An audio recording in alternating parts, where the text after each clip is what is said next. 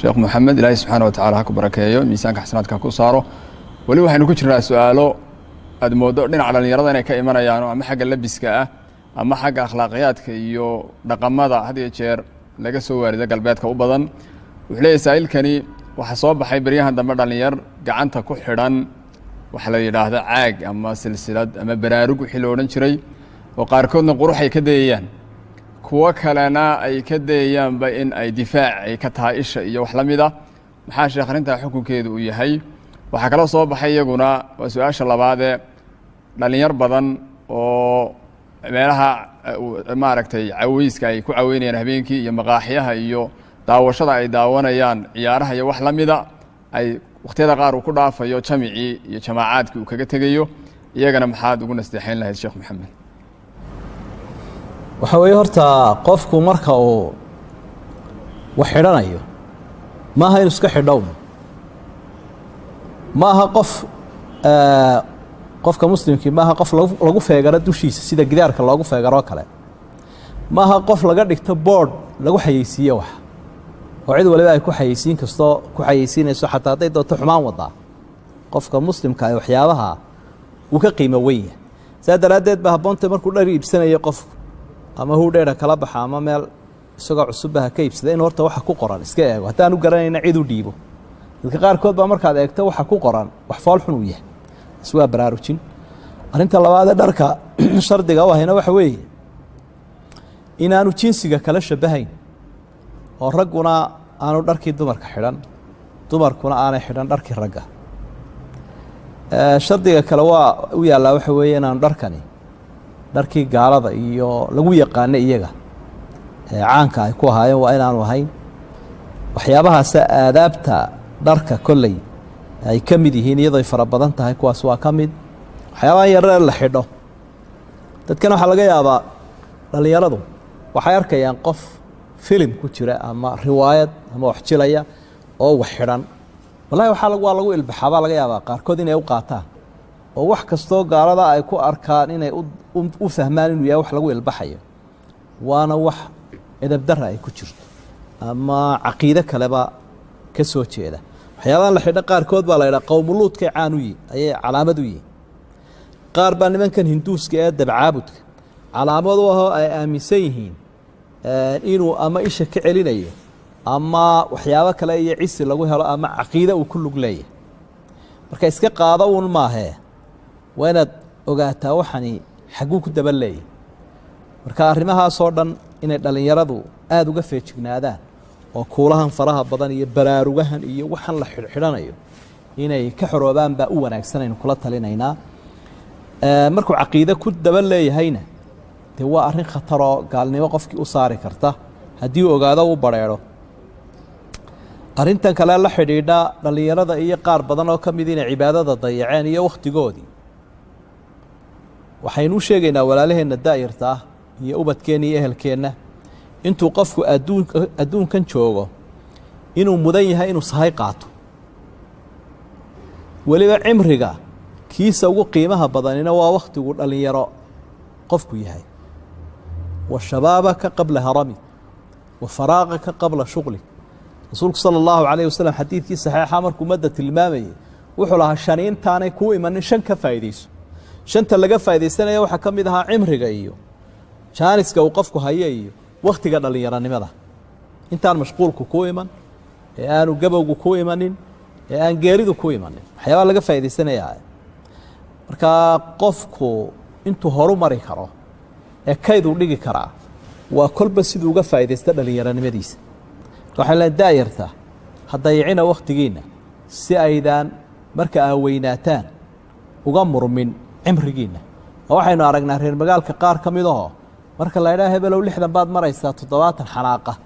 wuxuu la xanaaqayaa wakhtigii shabaabkii iyo dhallinyaronimadaba ka lumay markaasaa wuxuu ku fasira uu garan laayay laakiin hadduu qofku dhallinyaronimadii ka faa'iideeyo wakhtinaba aanu dayicin ilaahay agtiisa iyo ummadda agteedaba uu ku farxayaa cimrigiisi marka waxaynu leenahay iska dayicina cimrigiina waa qaaliye waa wana wakhtigii u qiimaha badnaa cimriga ka faa'iidaysta wallahu aclam jazaak allahu khayr sheekh maxamed su-aalo weli waxaynu ku jirnaa xagga dhallinyarada u badan waxaa jira sida saa'ilkani soo qoray dhallinyar sawirka iyo maaragtay sawiridda siiba waqtiyada xafladaha aada ugu balaysan oo ku imtixaaman oo sawiro la iska qaadayo xilliga arooska ama arooska ka hor ama waqtiga meherka kadibna qofkii facebooka iyo baraha kale bulshada uu ku faafinayo arrintaas sheekh maxamed xukunkeedu muxuu yahay maxaadse kula talin lahayd saa'ilkan kale wuxuu leeyahay waalidka oo caaq lagu noqdo xukunkeedu muxuu yahay maxaadse kula talin lahayd dhalinyar badan oo xuquuqdii waalidka aada u dayacday oo wakhtigan aynu joogno nool sawirku imika mushkilad badan buu yeeshay oo dadku waxaad moodaa inay ku fitnoobeen ama ku ibtilaysan yihiin wax walba sawir la geliyey ilaa dadka qaarkood gaadheen markuu sadaqada dhiibayeen inuu sawir raaciyo oo mobaylka sawir iskaga qaado marka arrintaasi waa arrin keeni kartaa waxyaaba uu qofku ka murugoodo inuu ku dhaco adduuniya aakhiraba sawirkana maanta waynu ognahay waxa badana dhex soconaya marka sawirkaagu inuu kuu asturnaado mar walba way fiicanta haddii aad baahiso mararka qaarkood baa dee la isku nabaa sidaynu aragnay sawirkaaga iyo sawir kale marka iyada oo xumaan looga jeedo ayaa mararka qaarkood sawirkaagii si xun loo isticmaalaya marka sawirkaaga inaad baahiso mar walbood sii dayso waxaa ka fiican inuu ku asturnaado si aanad maalmaha ka mida uga murugoonin qofku inuu ama isaga oo qaawan ama waxaan sharcigu u ogolayn xaalad ku sugan noocaasa inuu isa sawiraano waa xaaraan wixii lifeka ku xaaraani suuraddii iyo sawirkana waa ku xaaraan taasna waynu baraarujin lahayn dhalinyarada qaarkood ba xaaskiisiibuu soo bandhigayaa mararka qaarkood gabadhaan weli mehersan isagoo ku dhegan buu soo sawirayaa de waa arrin diin ahaan iyo dhaqan ahaanba qalada oy tay in laga toobad keeno oo qofku ka feejignaado su-aasha labaad ee ah cuquuqulwaalideyn qofku inuu labada waalid caaq ku noqdo cirib xumay leedahay adduunyada iyo aakhiraba hadduu qofku waalidkiisa caaq ku noqdo isagana caruurtiisa caaq ku noqoto waa abaalmarin ilaahay uu qofka ku abaalmarinayo xuquuqda qofka lagu leeyahayna waxa kow ah xaqa ilaahay subxaana wa tacaala waxaa soo raaca xaqa waalidka siduu qur-aanku inoo tartiibinayo suuratulisraa iyo suuradaha kaleba aad ka akhriyi karayso ilaahay markuu xaqiisa sheega ka waalidka ayuu ku xigsiyaa wawasayna alinsaana biwaalidayhi ixsaana qur-aanku intaasoo aayadood buu ku soo celinaya xaqa waalidka waxaase iyaduna habboon waalidku si uu xaqiisa u helo inuu ubadka baro xuquuqda saaran ee laga doonayo xaqii ilaahay xaqii waalidka xaqii ehelka xaqii ummadda xaqii mucallimka markaa kolkuu cashara siiyu tarbiyad siiyo ilaahay idamkii waxaa la rajaynayaa ubadkuna inuu jawaab fiican bixiyo laakiin hadduu qofku kula dadaalo un cilmiga maadiga ah iyo adduunyo siduu ilmahani u soo shaqayn lahaa uu ka ilaawo xuquuqdii lagu lahaa diin ahaan iyo tarbiyaddii islaamiga ahayd wakhti aan wakhti ahayn ayuu waalidka laftiisuna ka murugoonaya marka ugu horreynba waxaa la doonayaa khayrka inuu ku maalgeliyo waalidku ubadkiisa si aa ishiisu ugu faraxdo oo aanu uga murugoonin wakhtiga dambe caruurtana xilka saarani kaa weeyey wallahu aclam jasaak allahu khayr sheekh maxamed waxaan soo gaarhnay guntiga gabagabadii barnaamijkeennan sida tooska u socday wuxuu leeyahay saa'ilkan su-aasha soo qoray waxaa jira hablaha qaarkood oo ku cudur daarta marka guur lagala hadlo ama loo soo bandhigo ama cid kufu ah ay helaan inay ku jiraan waxbarasho oo jaamacad iyo waxbarasho kale u socoto oo sidaa owgeed u diida guurka oo arrintaa ku marmarsiyooda ama shaqo iyo wax la mida maaragtay maxaad kula talin lahayd hablaha noocaasa su-aasha labaad waxaa jira dad badanoo wakhtiga dayaca weliba xilligan aynu ku jirno runtii oo fasax badan lagu jiro oo xanuunka adduunka wareeriyey uu dadkii fasax badan geliyey waxaa jira dad badan oo runtii ama qiila waqaal ha ahaato ama fadhiyo meelo kale la fadhiyo rag iyo dumar iyo ciroole iyo caruur bale oo wakhtigii uu ka lunsan yahay dadkaana iyagana maxaad kula talin lahayd wakhtigan la joogo si ay wakhtigooda uga faa'iidaystaan falyatafadal sheekh maxamed iminka su-aasha waxaa ku jira hablaha oo guurkii dibdhigaya si ay waxu bartaa iyo wiilashiio laga yaabo qaarkoodna inay sidaa yihiin labadaba nebiguu la hadlay calayhi salaatu wasalaam wuxu uhi yaa macshara shabaab man istataaca minkum ulbaa'ata falyatasawaj dhallinyaradii uu qofkii kari karaya xoolo uu ku guursado ha guursado waa amar marka culimadu waxay leeyihiin amarkaasi waajibnimuu keenayaa haddii qofkani adduunku ku guursan lahaana uu haysto ciddii uu guursan lahaana uu haysto isla markaana sino ka baqdo waaba faralba markaa wiil iyo gabadh mid kastaba ha ahaadee taasi waa waajibkaas ayay noqonaysaa dadka waalidiinta ah aabba iyo hooye ah iyadana markuu nebigu la hadlaya waxau hi idaa jaa'akum man tardawna diinahu wa khuluqahu fazawijuuh markuu idiin yimaado qofaa diintiisa iyo dadnimadiisa raalli ka tihiinoo ku fiican diintii akhlaaqda u guuriya hablaha labada qoloba saasaa loola hadlay sidaa daraaddeed xaaladdaa fitnada uu ka baqayo qof casrigan fitnadu way iska badanta iyana qofku sina ku dhaco wax badanoo ugu yeedhayaa jira hadduu fitnadaa ka baqayo qofku waa waajib inuu guursadaa rag iyo dumar mid kastaba ha ahaado iyo in loo guuriyaaba haddii qofku aanu fitno ka baqaynin oo naftiisa uu ku kalsoon yahay iyo ilaalinteeda waxaa habboon inuu isku wado waxbarashada iyo guurka ismala diidayaan inta badan inay ruuxii dumarka ahayd xaas leedahay waxna baranayso ama wiilkii xaas leeyahay waxna baranayo hadday isu qaban waayaanna wuu dib dhigan karaa qofku guurka ilaa intuu waxbarashadiisa dhammaynayo mar haddaanu fitno ka baqaynin shardigaasunbaa loo xidhayaa alxamdu lilah dad badan oo masaariiftooda helayaa jira oo awoodi karaya inay guursadaan aqoontoodiina wataan waa labadaydaba laba khayr oo uu qofku helayo wey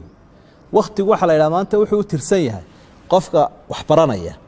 ama wax dhalaya waayo markaad 5 sano ka soo wareegto 5 ciyaalaa buu leeyahay ama 2 ciyaaluu leeyahay 5 sano markaad ka soo wareegto shahaadadii labaad baabuu marayaa tii digriga hore jaamacadda intuu dhameeyay baabuu tii masterka marayaaba waxa garan karaya qofkaan waxna dhalaynin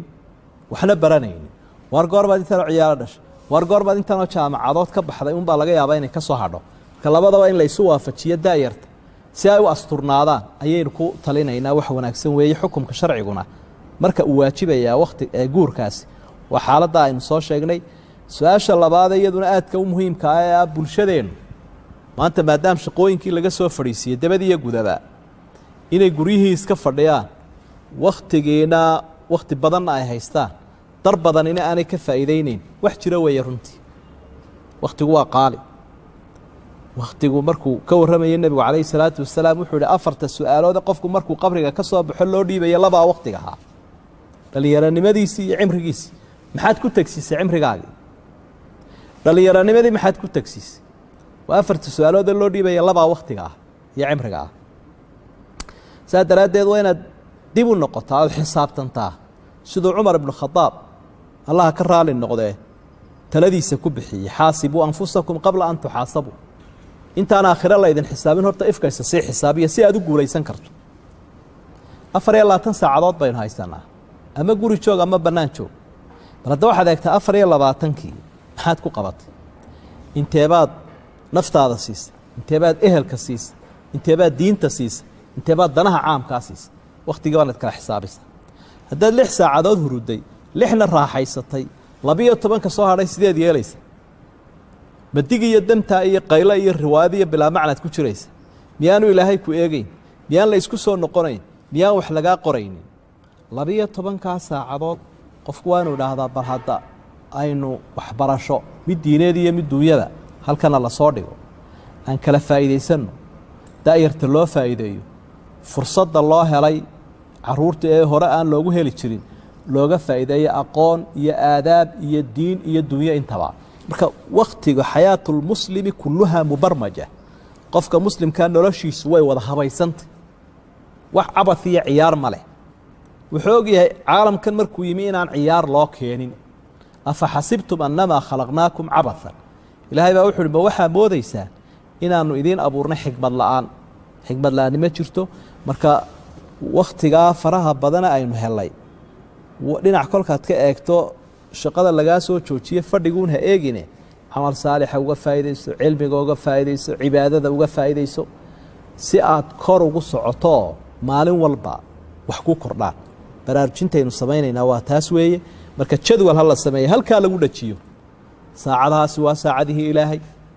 waa saacadihii wax la baranayey waa saacadihii caruurta loo faa'iideynayey waa saacadihii la nasanayey saasaa loogu qaybin doonaa marka alla waxaan ka rajaynayaa inuu adduun iyo aakhiraba sida sawaabku ku jiro ina waafajiyo nolosheennana uu ka dhiga mid sacaado leh oo macaan oo aynu ku faraxna inuu ilaahay ka dhigo nafteenna iyo ehelkeenna iyo ubadkeenna iyo ummaddeenna islaamka oo dhanna ilaahay dhibka wareegaya faraha badan inuu inaga dulqaado oo inaga badbaadiyo aad iyo aadna waa ugu mahadsan tihiin dhegaysigaas iyo wixii aynu kala faa'iidaysanay waxaanaanu idinka rajaynaynaa insha allahu tacaala in noo soo ducaysaan annana waanu idiin soo ducayn waducaau alghaa'ibi cala alghaa'ibi mustajaab labada qofe kala maqan markay isu duceeyaanna waa la isu aqbalaa siduu nebigu inoo sheegay calayhi الsalaatu wasalaam wajazaakum allahu khayra wasalaamu calaykum waraxmat اllaahi wabarakaatu